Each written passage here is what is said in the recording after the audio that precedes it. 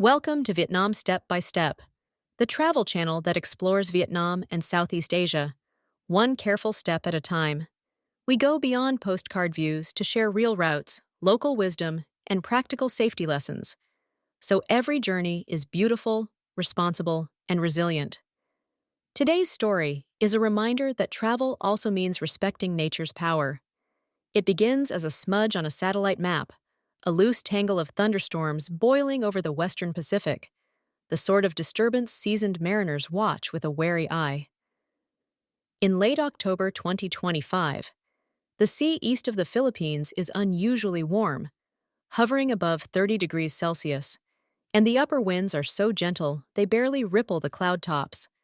Those two facts matter. Warm water is the fuel of tropical cyclones, and low wind shear lets a storm stack straight and breathe. By October 30th, the thunderstorms coalesce, the circulation tightens, and the system earns a name: Kalmaegi. In the Philippines, it is also called Tino, but the exact word hardly matters once the engine catches. Out at sea, the storm begins to pull moisture inward like a tide. Pressure falls, convection towers, and a pale eye starts to appear. What follows is swift.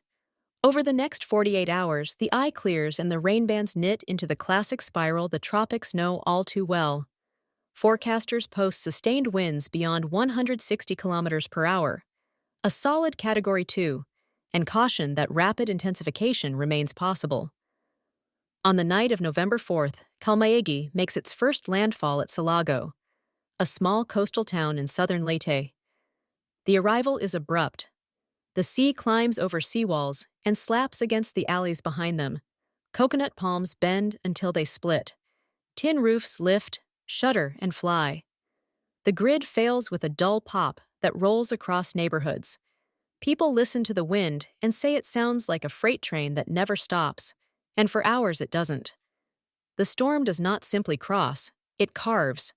Through the night, Kalmaegi scythes across the central Philippines, making 8 landfalls in all.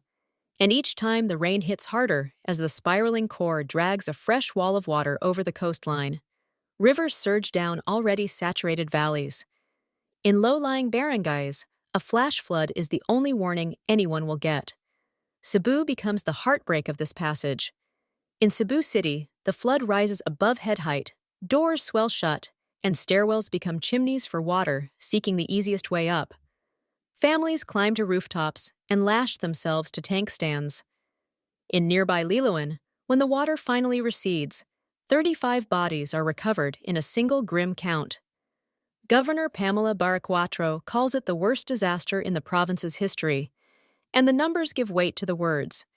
Nearly 200,000 homes damaged or destroyed. By November 6th, the tally across the archipelago is stark. At least 188 dead, 96 injured, and 135 missing. Pagasa, the National Weather Service, raises the highest storm signal, number 4, over multiple regions and warns of sustained winds up to 180 kilometers per hour with higher gusts near the eye wall. More than 400,000 people sleep on schoolroom floors and church pews beneath tarpaulins that snap like sails. Ports close. Ferries and cargo ships tie up. And the shipping reports add another surreal fact to the week: 1,643 vessels stranded nationwide. The president declares a state of national calamity. Emergency funds are released, price controls imposed, and yet, for days, there are villages that cannot be reached at all because bridges are gone and hillsides have come down where roads used to be. When Kalmaegi reaches open water again, the basin it enters has another name and a familiar character. In Vietnam, it is the East Sea, and in early November, it lies warm and wide, heat pooled under light winds. The storm reorganizes, and the satellite pictures tell the story: a broad, clear eye blossoming at the center, like a pupil opening. That is the signature of rapid intensification, the moment when the internal engine aligns and accelerates. Forecast tracks converge toward the central Vietnamese coast.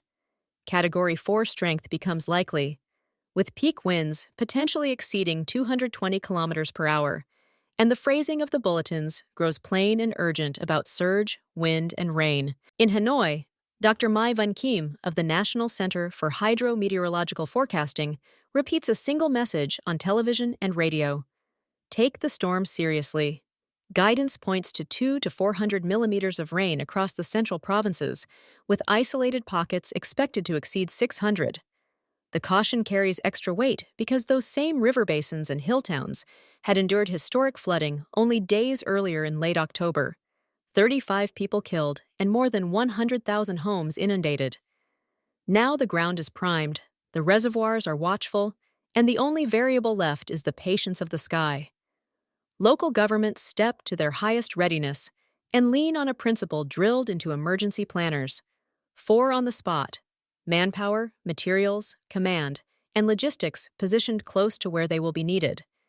Evacuations ripple inland. In GLI, officials move 350,000 residents from floodplains and along the Saison's tributaries. In Daklak, nearly 8,000 people leave hamlets perched beneath scarred slopes where one heavy hour could pull a hillside loose. In Quang Nai, more than 2,000 residents step away from low-lying coastal wards to schools built above floodlines. Thousands of soldiers, police, and volunteers fan out, their briefings clipped and simple. Clear drains, anchor roofs, move people, keep the roads open as long as they are safe. The military mobilizes almost 4,000 troops and dozens of high-water vehicles. The Coast Guard places 13 rescue vessels on high alert. A total ban on maritime activities comes first, followed by rolling closures in mountain passes as rocks begin to loosen and skate across the pavement.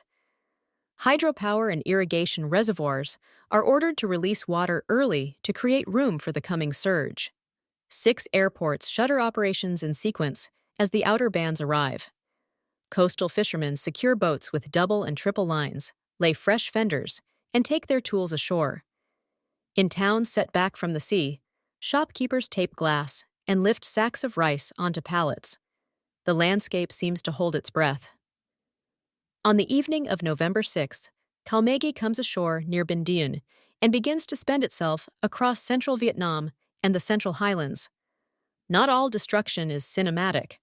Power poles snap like matchsticks and bring down the lines that thread one village to the next.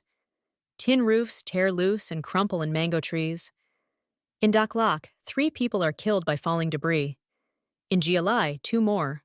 Off Liloan Island, 3 fishermen vanish in the dark water. More than 2,600 houses are reported damaged, some gutted by wind, others crushed by land that suddenly decided to move. Landslides block mountain roads and isolate upland communes that have only a single route in or out. By dawn, the worst wind has eased, but the rain keeps falling, heavy and unbroken. Rivers overtop their banks and lay a wide sheet of brown water across paddies that should be green with new growth. In Phu and GLI, residents describe a roar that lasted all night, and a strange quiet afterward, when even insects seem stunned. Electricity is out across wide areas. Mobile towers are dark, and communications stutter back only in pockets. When the storm finally unravels over Laos, Vietnam counts 5 dead and damage in the millions of dollars. Numbers matter because they record loss and guide policy, but they are always inadequate beside an empty chair at a family table. There is a larger story threaded through the wreckage, one that stretches far beyond any single cyclone. Kalmaegi is the 13th tropical storm or depression to affect Vietnam in 2025, far above the long-term average. The Philippines has endured multiple cyclones this same year. Climate scientists choose their words carefully, yet the physics are plain. Warmer oceans supply more latent heat, and a warmer atmosphere holds more water. Those facts do not conjure storms on command, but they load the dice. The results show up in stronger winds, wetter cores, and slower-moving systems that pour the sky onto one region for too long. In Cebu, gauges measured rainfall at roughly 1.5 times the monthly average for November during the storm's passage, an intensity that used to be filed under events in 20 years. By dawn, the worst wind has eased, but the rain keeps falling, heavy and unbroken. Rivers overtop their banks, and lay a wide sheet of brown water across paddies that should be green with new growth. In Phuyen and Gia, residents describe a roar that lasted all night and a strange quiet afterward when even insects seem stunned. Electricity is out across wide areas, mobile towers are dark, and communications stutter back only in pockets. When the storm finally unravels over Laos, Vietnam counts 5 dead and damage in the millions of dollars. Numbers matter because they record loss and guide policy, but they are always inadequate beside an empty chair at a family table. There is a larger story threaded through the wreckage, one that stretches far beyond any single cyclone. Kalmaegi is the 13th tropical storm or depression to affect Vietnam in 2025, far above the long-term average.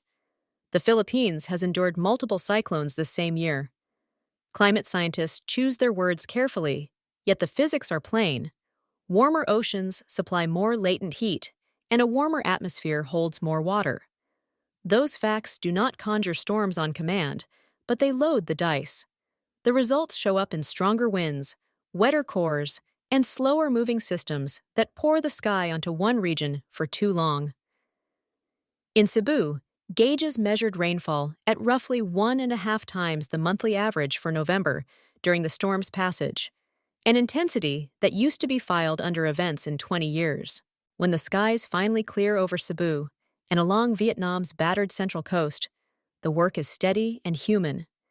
People drag ruined furniture to the curb, scrub tile with brine and soap, and stitch torn nets on stoops. Boat builders plane new planks for outriggers. Electricians test transformers that hiss when the first surge returns. Markets open with fewer stalls and fewer goods, but the scales are wiped and ready. Neighborhoods hold small ceremonies for those who did not come home. None of this erases what happened. All of it is proof that life insists on itself. Kalmaegi began as a meteorological event, but by the time its winds fade, it has become a human story, of loss counted and grief carried, of skill and courage, and of a shared awakening. The line between stability and chaos has always been thin. In this century, the oceans are warming and storms are growing stronger. We do not choose whether to face that fact. We choose how to respond, with unity that does not wait for perfect agreement, with science that informs design and policy, and with compassion that recognizes that a safe street is one we build together. If this episode helped you travel wiser and more safely, please like, share, and subscribe to Vietnam Step by Step, and tap the bell so you don't miss our next journey.